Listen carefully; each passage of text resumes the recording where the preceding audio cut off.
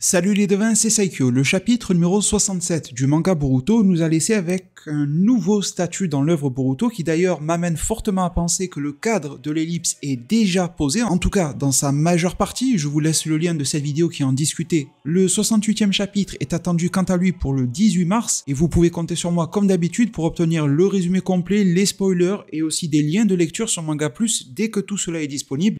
Mais ce fameux renouveau posé par le chapitre 67 est celui de la relation entretenue entre Boruto et Momoshiki Otsutsuki, la différence des rapports de force qui s'opèrent et va s'opérer à la suite, et également le changement de paradigme vis-à-vis du combat qu'ils vont être menés à se livrer continuellement, peut-être même après l'ellipse.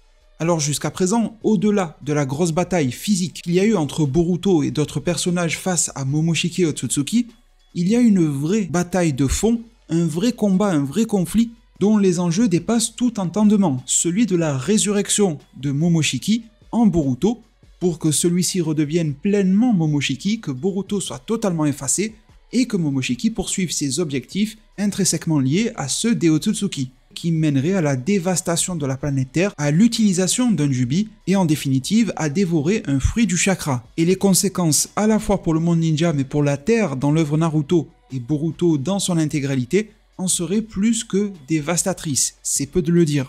Et surtout, elles seraient irréparables, étant donné qu'il n'y aurait strictement plus personne pour réparer les dégâts causés. Momoshiki ne laisserait que le chaos et la dévastation sur la planète pour en trouver une nouvelle à dévorer.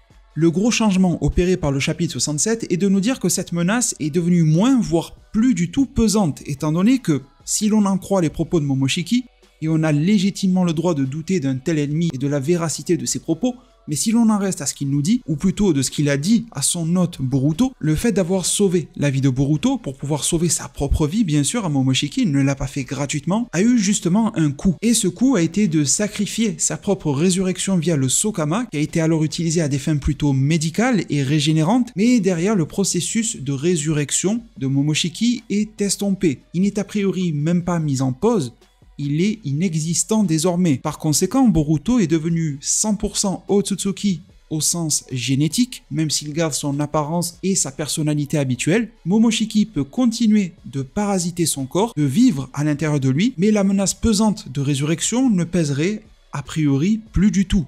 Alors pour simplifier le propos, partons du principe que Momoshiki dit vrai. C'est déjà une belle victoire pour le monde ninja. On peut souffler, il y a eu des pertes dans la bataille face à Otsutsuki, mais enfin, la lumière apparaît pour Naruto et ses concitoyens. Mais à vrai dire, je suis loin de penser que la menace Momoshiki est totalement éradiquée, même si à la fin de l'œuvre Boruto, il se peut que Momoshiki, d'une manière ou d'une autre, même involontaire, sympathise avec Boruto, du moins soit obligé de s'allier à lui, un petit peu comme Kurama Kyuubi l'a été avec Naruto, avant de tisser un lien d'amitié. Et si vous voulez mon avis très personnel, j'ai plutôt du mal à entrevoir Momoshiki sympathiser autant avec Boruto que Kurama a pu le faire avec Naruto, mais malgré tout, un lien de gré ou de force peut et va sûrement se tisser entre les deux, mais avant d'en arriver là, on peut justement reprendre l'exemple Kyuubi pour se rappeler qu'il a fait tous les coups les plus tordus possibles à Naruto avant de tisser quoi que ce soit avec lui.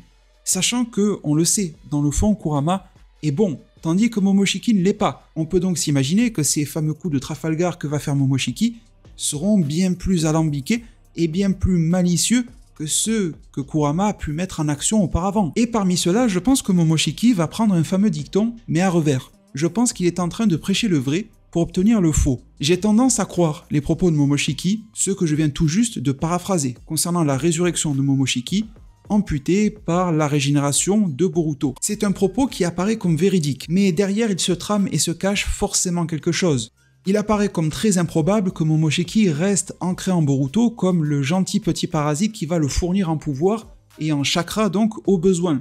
Au contraire, je pense que Momoshiki a gardé secret certains aspects pour que Boruto puisse se détendre. Et d'ailleurs, mis à part dans cette bataille face à Code, les fois précédentes où Boruto arrivait à se détendre en sachant que la menace Momoshiki pesait sur lui, c'était surtout lorsqu'il se sentait bien entouré, dont notamment par Sasuke ou encore Naruto. D'une certaine manière, Boruto va de nouveau se sentir en confiance. Le rapport de force s'inverse en sa faveur, du moins c'est l'impression que Momoshiki lui en donne. Et d'une certaine manière, Momoshiki ne ment pas, étant donné que sa résurrection n'est plus possible. Mais malgré tout, un beau terrain de développement Otsutsuki est posé en Boruto. Son corps est devenu 100% Otsutsuki. Après tout, que voulait faire Momoshiki en obtenant sa résurrection. Pouvoir être de nouveau lui-même dans un corps le sien, mais qui est donc un corps Otsutsuki, et pouvoir faire en sorte que son âme, Otsutsuki, puisse se mouvoir et agir de son propre gré. Il paraîtrait alors désormais tout naturel, maintenant que Boruto, futur adulte Otsutsuki en devenir, en tout cas sur le plan génétique et dans le creux de sa main, ou plutôt devrais-je dire c'est Momoshiki qui se trouve au creux du corps de Boruto, et bien que ce dernier se décide d'en prendre la possession sans passer par la résurrection, par un mécanisme que je pourrais fortement illustrer avec l'œuvre Bleach, si vous l'avez lu ou regardé, et même si ce n'est pas le cas, ne vous en faites pas, c'est très simple, à savoir le principe de la monture. Si l'on prend par exemple le domaine de l'équitation, il nous sera alors présenté le cheval, la monture, et celui ou celle qui va chevaucher l'animal, qui va le diriger, et qui même s'il tisse un lien fort émotionnel avec cet animal, va dans une certaine mesure le dominer.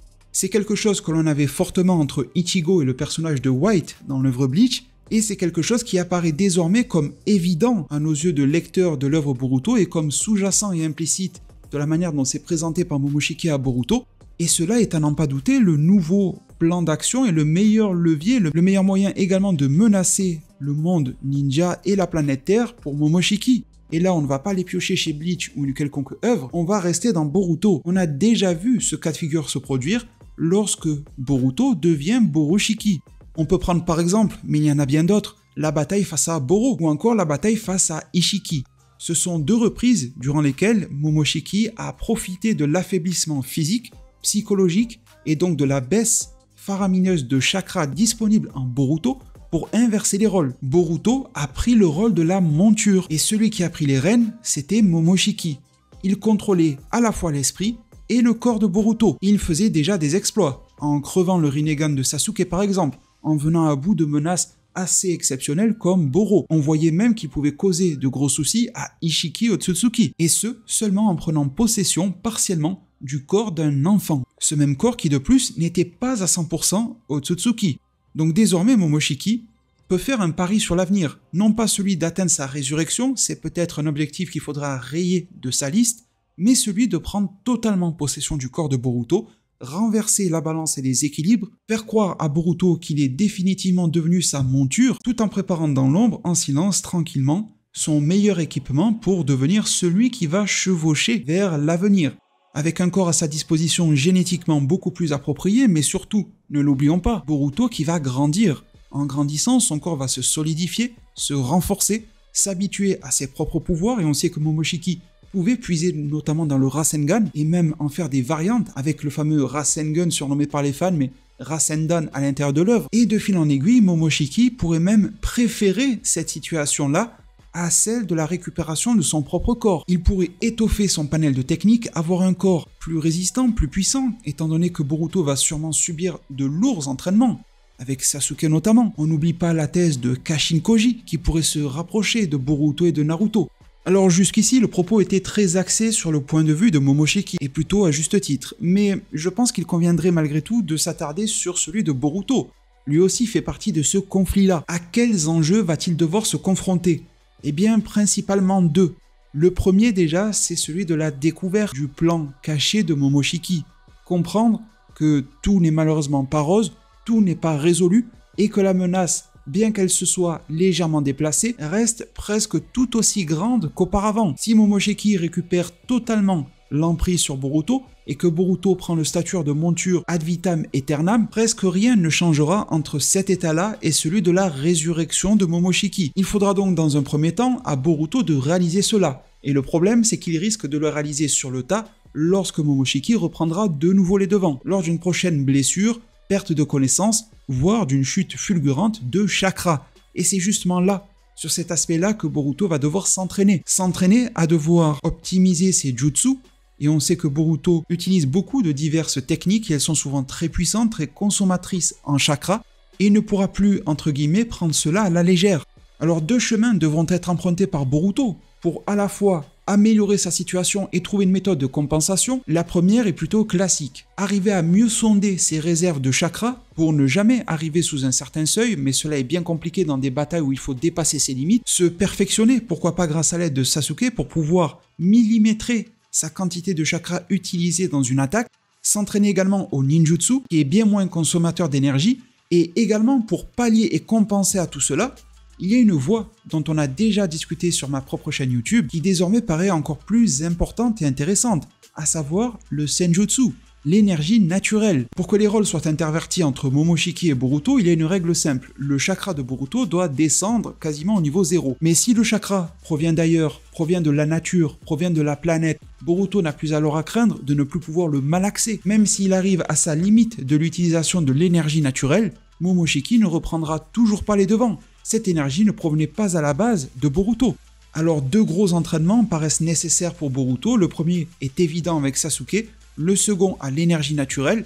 Boruto peut toujours apprendre cela avec Naruto, ça paraît légitime et la transmission n'en serait que plus belle, mais d'autres aspects peuvent être aussi développés, comme envoyer Boruto dans une session de formation en quelque sorte parmi les crapauds du mont Myoboku.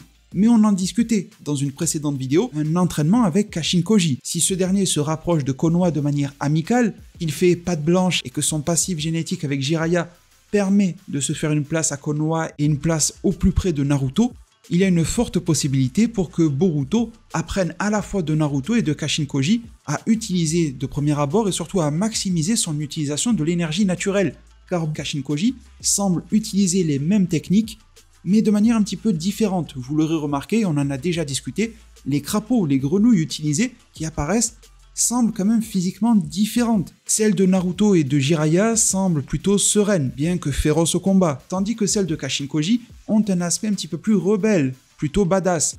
Et je vous avais déjà exposé l'idée comme quoi Kashin Koji aurait reçu son entraînement de la part de crapauds, mais pas forcément ceux du mont Myoboku, mais plutôt en chemin vers le mont Myoboku, du côté des monts flamboyants. Mont flamboyant, flamme, ce qui expliquerait sa maîtrise du feu en tant qu'élément naturel qu'il invoque sans avoir lui-même à utiliser un jutsu pour le faire apparaître, ce qui fait que Ishiki ne pouvait pas l'absorber, et de par ces monts flamboyants beaucoup plus hostiles que les terres du mont Myoboku, on pourrait y comprendre alors pourquoi les crapauds ont l'air d'avoir subi un certain niveau de difficulté dans leur vie. Il y a toujours eu, au final dans l'œuvre Naruto, cette notion d'équilibre de yin et de yang, comme on l'a vu d'ailleurs avec les 2 parties de Kurama.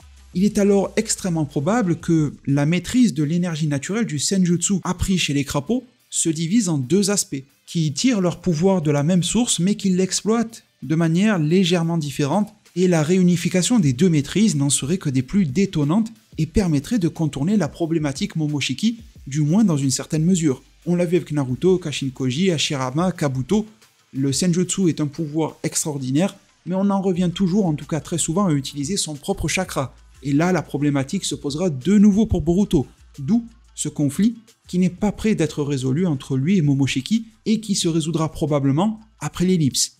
Mes très chers devins, nous en arrivons au terme de cette vidéo. J'espère que le sujet du jour vous a plu. Si c'est le cas, n'hésitez pas à mettre un maximum de pouces bleus, appelez tous vos amis du mont Myoboku et flamboyant pour en mettre un maximum avec vous. Merci vraiment pour tout. N'hésitez pas d'ailleurs à vous abonner et activer la cloche, à me partager pourquoi pas les prochains sujets Boruto que vous aimeriez voir être développés sur la chaîne.